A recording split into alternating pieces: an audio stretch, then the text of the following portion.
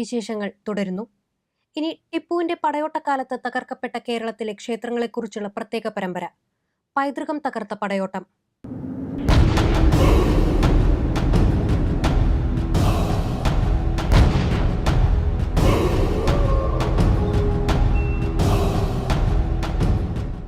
കേരളക്കരയിലെ സംസ്കാരത്തിന്റെയും ആധ്യാത്മികതയുടെയും മൂർത്തിമത് ഭാവങ്ങളായ നിരവധി ക്ഷേത്രങ്ങളാണ് ടിപ്പുവിന്റെ പടയോട്ടക്കാലത്ത് നാമാവശേഷമായത്. കേരളത്തിന്റെ മാത്രമല്ല ഭാരത സംസ്കൃതിക്ക് പോലും മറക്കാനാവാത്ത മുറിവായി ആ നഷ്ടം ഇന്നും അവശേഷിക്കുന്നു. 18-ാം നൂറ്റാണ്ടിൽ മലബാർ ആക്രമിച്ച ടിപ്പു സുൽത്താനും സൈന്യവും ചെറുതും വലുതുമായ 8000-ഓളം ഹൈന്ദവ ക്ഷേത്രങ്ങളാണ് തകർത്തതെന്നാണ് ചരിത്രകാരന്മാർ സാക്ഷ്യപ്പെടുത്തുന്നത്. ഇവയിൽ ഭൂരിഭാഗവും കോഴിക്കോട്, മലപ്പുറം, പാലക്കാട്, തൃശൂർ ജില്ലകളിലാണ്. ക്ഷേത്രങ്ങൾ ആക്രമിക്കുകയും ക്ഷേത്ര സ്വത്തുക്കൾ നശിപ്പിക്കുകയും ചെയ്ത ടിപ്പുവും സൈന്യവും ഹൈന്ദവർ പരിപാവനമായി കാണുന്ന ഈശ്വര പ്രതിഷ്ഠകളെ തകർത്തെറിഞ്ഞുകൊണ്ടാണ് അധിനിവേശ യാത്ര തുടങ്ങിയത്. സർവവും നശിപ്പിച്ച ടിപ്പു നടത്തിയ ക്രൂരമായ പടയോട്ടത്തിന്റെ അവശിഷ്ടങ്ങൾ ഇപ്പോൾ പുനരുദ്ധാരണ ശ്രമഫലമായി വീണ്ടെടുത്തുകൊണ്ടിരിക്കുകയാണ്. 30ഓളം ക്ഷേത്രങ്ങൾക്ക് ക്ഷേത്രഭൂമിയുടെ പ്രശ്നത്തെ പരിഹരിച്ചുകൊണ്ടിരിക്കുകയാണ്. അതിൽ ഏറെക്കുറെ പരിഹരിക്കപ്പെട്ടിട്ടുണ്ട്. മാത്രമല്ല, പരിഹരിക്കപ്പെടുന്ന ക്ഷേത്രങ്ങളിൽ മിക്ക സ്ഥലത്തും ഞങ്ങൾ കണ്ടുവരുന്നത് ക്ഷേത്രം അതിശക്തമായിട്ട് അതിൻ്റെ തറ പോലും ഇല്ലാതെ തകർത്തപ്പെട്ട നിലയിലാണ്. അഥവാ ഏതെങ്കിലും ഒരു ഭാഗം ബാക്കിയുണ്ടെങ്കിൽ തന്നെ അത് ഭൂമിക്കടിയിലുമായിട്ടുണ്ട്. കാരണം വർഷങ്ങളായി ഇത് നശിപ്പിക്കപ്പെട്ടിട്ട്.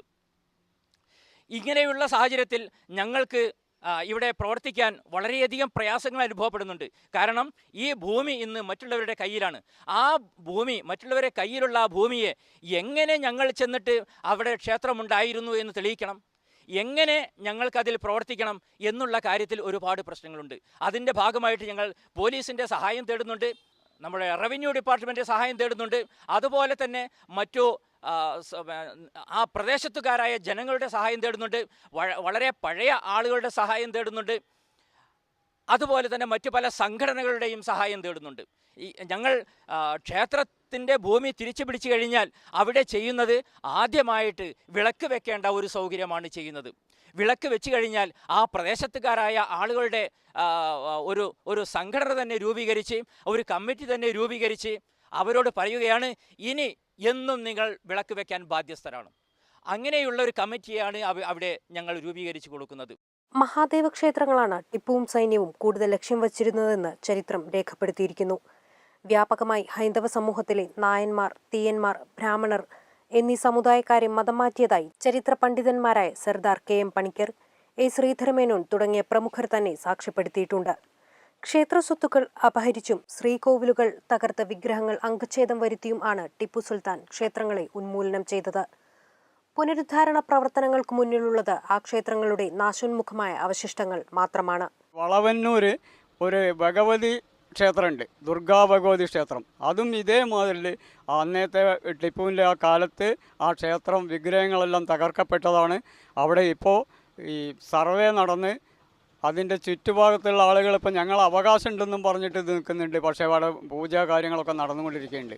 അതുകൊണ്ട് മലപ്പുറം കലക്ടറോടും വേണ്ടുന്ന ഉദ്യോഗസ്ഥരോടും നമുക്ക് പറയാനുള്ളത്, അന്യാധീനപ്പെട്ട ക്ഷേത്രഭൂമിയാണെന്ന് തെളിഞ്ഞാൽ മുഴുവൻ തിരിച്ചു പിടിക്കാനും അതിന് ഞങ്ങൾക്ക് വേണ്ടുന്ന സഹായ സഹകരണങ്ങളും ചെയ്തു തരണമെന്ന് മാത്രമാണ് ഞങ്ങൾക്ക് പറയാനുള്ളത്.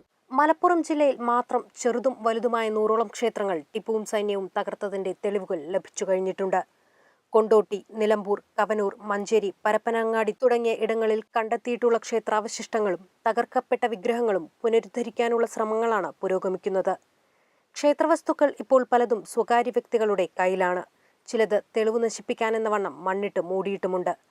ഭരണാധികാരികളിൽ നിന്നും രാഷ്ട്രീയ നേതൃത്വങ്ങളിൽ നിന്നും പുനരുദ്ധാരണ പ്രവർത്തനങ്ങളെ തടസ്സപ്പെടുത്തുന്ന നിലപാടാണുള്ളതെന്നാണ് പരാതി. ടിപ്പു സുൽത്താൻ തകർത്ത ക്ഷേത്രങ്ങൾ പുനഃസ്ഥാപിക്കുന്നതിനുള്ള പ്രവർത്തനങ്ങൾക്ക് നേരെ മുഖം തിരിച്ച് അധികൃതർ. ബന്ധപ്പെട്ടവരുടെ സഹകരണം ഇല്ലെങ്കിലും പുനരുദ്ധാരണ ദൗത്യത്തിൽ നിന്ന് പിൻവാങ്ങാതെ പടപൊരുതുകയാണ് ഒരു കൂട്ടം പുനർനിർമ്മാണ പ്രവർത്തകർ. ടിപ്പു സുൽത്താൻ പടയോട്ടക്കാലത്ത് തകർത്തെറിഞ്ഞ മലബാറിലെ ക്ഷേത്രങ്ങൾ പുനരുദ്ധരിക്കാനുള്ള ശ്രമങ്ങൾ സജീവമായി തുടരുന്നു. മലപ്പുറം ജില്ലയിലെ കാവനൂരിൽ പ്രവർത്തിക്കുന്ന ഹൈന്ദവ സനാതന സാരഥി, കോഴിക്കോട് ആസ്ഥാനമായി പ്രവർത്തിക്കുന്ന ഭാരത ക്ഷേത്രഭൂമി സംരക്ഷണ വേദി ചാരിറ്റബിൾ ട്രസ്റ്റ് എന്നീ സംഘങ്ങളാണ് ഈ പ്രവർത്തനങ്ങളിൽ പ്രധാനമായും വ്യാപൃതരായിരിക്കുന്നത്. ടിപ്പു തകർത്ത ക്ഷേത്രങ്ങളിലൊന്നാണ് കാവന്നൂർ വട്ടപ്പറമ്പ് നരിക്കോട്ടൂരി ശ്രീ നരസിംഹസ്വാമി ക്ഷേത്രം. ഒരു ചെറുസംഘം ഭക്തരുടെ ശ്രമഫലമായാണ് ക്ഷേത്രം പുനരുദ്ധരിക്കപ്പെട്ടുകൊണ്ടിരിക്കുന്നത്. ക്ഷേത്ര പുനർനിർമ്മാണ പ്രവർത്തനങ്ങൾ ഏറ്റെടുത്ത് നടത്തുന്നത് ഹൈന്ദവ സനാതന സാരഥിയുടെ പ്രവർത്തകരാണ്. അന്യാധീനപ്പെട്ട ക്ഷേത്രഭൂമി തിരിച്ചുപിടിക്കുക, വിധിപ്രകാരം ക്ഷേത്രോദ്ധാരണം നടത്തുക എന്നീ ലക്ഷ്യങ്ങളോടുകൂടിയാണ് ഹൈന്ദവ സനാതന സാരഥി മുന്നോട്ട് നീങ്ങുന്നത്. ഇപ്പോൾ നമ്മളവിടെ ഹൈന്ദവ സനാതന സാരഥി എന്ന് പറഞ്ഞിട്ടൊരു കൂട്ടായ്മയാണ് ഇതിനു വേണ്ടിയിട്ട് രൂപീകരിച്ചിട്ടുള്ളത്. അതിന് പുറമെ ക്ഷേത്രഭൂമി സംരക്ഷണ വേദി ചാരിറ്റബിൾ ട്രസ്റ്റ് എന്നുള്ള സംഘടന കൂടെ നമ്മളൊപ്പം സഹായിക്കാനായിട്ട് ഒപ്പമുണ്ട്. ഇവരെല്ലാം സഹായിക്കുന്നത് കൊണ്ടാണ് നമുക്ക് ഇതെല്ലാം ഓരോന്നോരോന്നായിട്ട് ചെയ്യാനും അതിൻ്റെ മുന്നോട്ടുള്ള വഴിയിൽ തടസ്സങ്ങളൊന്നുമില്ലാതെ പോകാനും കഴിയുന്നത്. തകർത്ത് കളഞ്ഞ വിശ്വാസങ്ങളുടെയും സംസ്കാരത്തിൻ്റെയും അവശിഷ്ടങ്ങൾ കൂട്ടിയോജിപ്പിച്ച് നഷ്ടസംസ്കൃതി വീണ്ടെടുക്കാനുള്ള പരിശ്രമത്തിലാണ് ഒരു കൂട്ടം രാജ്യസ്നേഹികൾ. അതിനുള്ള പിൻബലമാണ് അവർക്കിന്ന് ആവശ്യം. നൂറ്റാണ്ടുകൾക്ക് ശേഷം ടിപ്പു സുൽത്താന്റെ ചരിത്രം പുനർവായനയ്ക്ക് വിധേയമാക്കപ്പെടുകയാണ്. 10,000-കണക്കിന് ഹൈന്ദവ ക്ഷേത്രങ്ങളാണ് കേരളത്തിലെ പടയോട്ടത്തിൽ ടിപ്പു തകർത്തെറിഞ്ഞത്. ടിപ്പുവിന്റെ അതിക്രമത്തിന്റെ തിരുശേഷിപ്പുകൾ കേരളക്കരയിൽ അദ്ദേഹം പടയോട്ടം നയിച്ച പാതകൾക്ക് ഇരുവശവും ഇന്നും ശേഷിക്കുന്നു. ടിപ്പു സുൽത്താന്റെ കേരള ആക്രമണത്തിനു പിന്നിൽ സാമ്രാജ്യത്വ വികസനം മാത്രമായിരുന്നില്ല, മതപരിവർത്തനവും ലക്ഷ്യമിട്ടിരുന്നു എന്ന് വേണം കരുതാൻ. 18-ാം നൂറ്റാണ്ടിൽ ദക്ഷിണേന്ത്യയിൽ നിലനിന്നിരുന്ന രാഷ്ട്രീയ അനിശ്ചിതാവസ്ഥ മുതലെടുത്ത് പടയോട്ടം നടത്തിയ മൈസൂർ ഭരണാധികാരി കേരളത്തിലെ നാട്ടുരാജ്യങ്ങൾ ഒന്നടങ്കം വരുതിയിലാക്കുകയും വാളിൻമുനയിലൂടെ തന്നോട് കൂറുള്ള ഒരു ജനസമൂഹത്തെ സൃഷ്ടിച്ചെടുക്കുകയും ചെയ്തതിന്റെ തെളിവുകളാണ് ഇപ്പോൾ പുറത്തു വന്നുകൊണ്ടിരിക്കുന്നത്.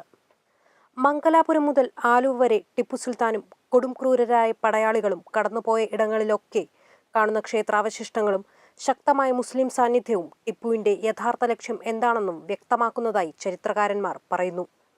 കണ്ണൂർ, പൊന്നാനി, കൊണ്ടോട്ടി, കോഴിക്കോട്, കൊടുങ്ങല്ലൂർ, ചാവക്കാട് തുടങ്ങിയ സ്ഥലങ്ങൾ ഉദാഹരണമായി ഇവർ ചൂണ്ടിക്കാട്ടുകയും ചെയ്യുന്നു. കർണാടകയിൽ നിന്ന് നേരെ നിലമ്പൂർ വനങ്ങൾ വഴിക്കാണ് കേരളത്തിൽ വരുന്നത്. അങ്ങനെ വന്ന വഴിയുള്ള ഒരുപാട് സ്ഥലങ്ങൾ ഇവിടെ കയ്യേറ്റം ചെയ്തു എന്ന് മാത്രമല്ല, സ്വത്ത് കൊള്ളയെടുത്തു, ക്ഷേത്രങ്ങൾ നശിപ്പിച്ചു, വിഗ്രഹങ്ങൾ തകർത്തു എന്ന് പറഞ്ഞാൽ നിഷ്കരണം തകർത്ത് അടിച്ച് പൊട്ടിച്ച് കളയാണ്.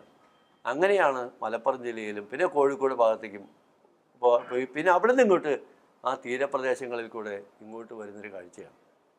അങ്ങനെ ഇവിടെ വന്ന് പ്രത്യേകിച്ച് കൊണ്ടോട്ടി മുതലുള്ള സ്ഥലങ്ങൾ അവിടുത്തെ അങ്ങനെ വന്ന് ഈ കേരളത്തിൻ്റെ തെക്ക് ഭാഗങ്ങളിലേക്ക് വരികയാണ്. ആ വരുന്ന ഒരു റൂട്ട് നോക്കിയാൽ അറിയാൻ പറ്റും. ഈ തീരപ്രദേശങ്ങളിൽ കൂടെ അങ്ങനെ വന്ന് പൊന്നാനി എല്ലാം പറഞ്ഞത് അവിടെ നിന്ന് ഇങ്ങോട്ട് തെക്കോട്ട് വന്ന് ചാവക്കാട്, കടപ്പുറം അങ്ങനെയുള്ള പ്രദേശങ്ങളിൽ കൂടെ പോയിട്ട് ഇത് ആലുവയിൽ വരേക്ക് ഇത് ഈ കയ്യേറ്റമായിട്ട് എത്തിച്ചേരുകയാണ്. അങ്ങനെ ആ റൂട്ടിൽ കാണുന്ന സ്ഥലങ്ങൾ മുഴുവൻ കൊള്ളടിക്കുകയും ക്ഷേത്രങ്ങൾ, വിഗ്രഹങ്ങൾ നശിപ്പിക്കുകയും അവിടെയുള്ള ജനങ്ങളെ മതപരിവർത്തനം ചെയ്യും. അങ്ങനെ തൻ്റെ സാമ്രാജ്യത്വ മോഹത്തിന് അതിന് അനുകൂല സാഹചര്യം ഉണ്ടാക്കാൻ വേണ്ടിയിട്ട് ചെയ്തു. പക്ഷേ ആലുവ പുഴയിൽ വെള്ളപ്പൊക്കം വന്നു. പിന്നെ തിരുവിതാംകൂർ കുറച്ചുകൂടി ശക്തമായിട്ട് നേരിട്ടു ബ്രിട്ടീഷ് സഹായത്തിന് വേണ്ടിയിട്ട്. അങ്ങനെ നേരിട്ട സമയത്ത് ടിപ്പുവിന് അങ്ങനെ കടക്കാൻ കഴിയാതെ പോയി. അങ്ങനെ കാലൊടിയുകയും ചെയ്തു. അങ്ങനെ ടിപ്പുവിന് തിരിച്ചു പോകേണ്ട അവസ്ഥയായി തീർന്നു. അദ്ദേഹം തിരിച്ചു പോവുക. ബ്രിട്ടീഷുകാരോടാണ് വാസ്തവത്തിൽ ഈ ടിപ്പു ഏറ്റുമുട്ടിയത്. പക്ഷേ ദുരന്തം അനുഭവിക്കേണ്ടി വരുന്നത് ബ്രിട്ടീഷുകാരല്ല, ഈ നാട്ടിലെ സാധാരണക്കാരുള്ള ഹിന്ദുക്കളും ക്ഷേത്രങ്ങളും ഹൈന്ദവ വിശ്വാസികളും അവരുടെ വിശ്വാസമാണ്. തകർക്കപ്പെട്ട ക്ഷേത്രങ്ങൾ, അത് പ്രത്യേകിച്ച് നമുക്ക് ആ ക്ഷേത്രങ്ങൾ കണ്ടാലറിയാൻ പറ്റും. ഈ അടിച്ച് തകർക്കുകയാണ് വിഗ്രഹങ്ങൾ. ഇതാണ് തകർക്കുകയാണ്, നശിപ്പിച്ച പൊട്ടിച്ച് കളയുന്നത് ഇവിടെയാണ്. ഇപ്പോൾ ഫിറോസ് തുഗ്ലക്കിൻ്റെയൊക്കെ കാലത്ത് ഇത് തന്നെ അന്ന് ചെയ്തിട്ടുണ്ട്. വിഗ്രഹങ്ങളെ പൊട്ടിച്ച് ഗൾഫ് ആർമി രാജ്യങ്ങളിൽ ആ ഇറച്ചി തൂക്കുന്ന ത്ലാസിലെ കട്ടികളാക്കിയിട്ട് മാറ്റാൻ ഉപയോഗിച്ചെന്നാണ്. പുരിയിലെ ജഗന്നാഥൻ്റെ വിഗ്രഹം ഒറീസയിൽ അത് ഉപയോഗിച്ച് കട്ടികളാക്കാൻ ഉപയോഗിച്ചെന്ന് ഇന്ത്യ ചരിത്രത്തിൽ രേഖപ്പെടുത്തിയിട്ടുണ്ട്. അപ്പോൾ ഇങ്ങനെയുള്ള ഈ തകർക്കലുകൾ അത് ഈശ്വരനിലേക്ക് വളരെ വഴി കൂടിയാണ്. 1783 മുതൽ 1792 വരെ ടിപ്പുവിന്റെ സാന്നിധ്യം കേരളത്തിലും ഉണ്ടായിരുന്നു. പടയോട്ടക്കാലത്ത് വ്യക്തമായ തന്റെ യുദ്ധലക്ഷ്യങ്ങൾ എന്തെന്ന് പ്രതിപാദിക്കുന്ന കത്തുകൾ ടിപ്പു തന്റെ വിശ്വസ്തർക്ക് അയച്ചിരുന്നു. 1788 മാർച്ച് 22 അബ്ദുൽ ഖാദർ എന്ന വിശ്വസ്തൻ എഴുതിയ കത്തിൽ 12,000-ഓളം ഹൈന്ദവരെ താൻ മതം മാറ്റിയെന്ന് വിശദീകരിക്കുന്നുണ്ട്.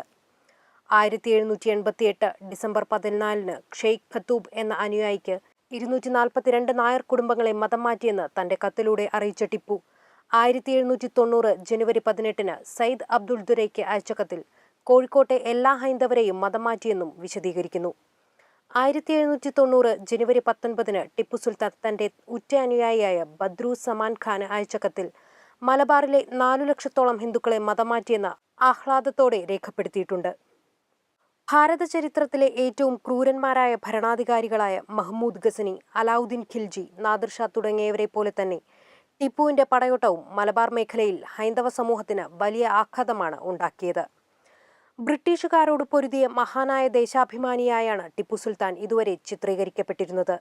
എന്നാൽ ചരിത്രത്തിലേക്ക് ഒന്നുകൂടി തിരിഞ്ഞു നോക്കുമ്പോൾ ഈ പ്രതിച്ഛായയ്ക്ക് കോട്ടം തട്ടുന്നതും കാണാം.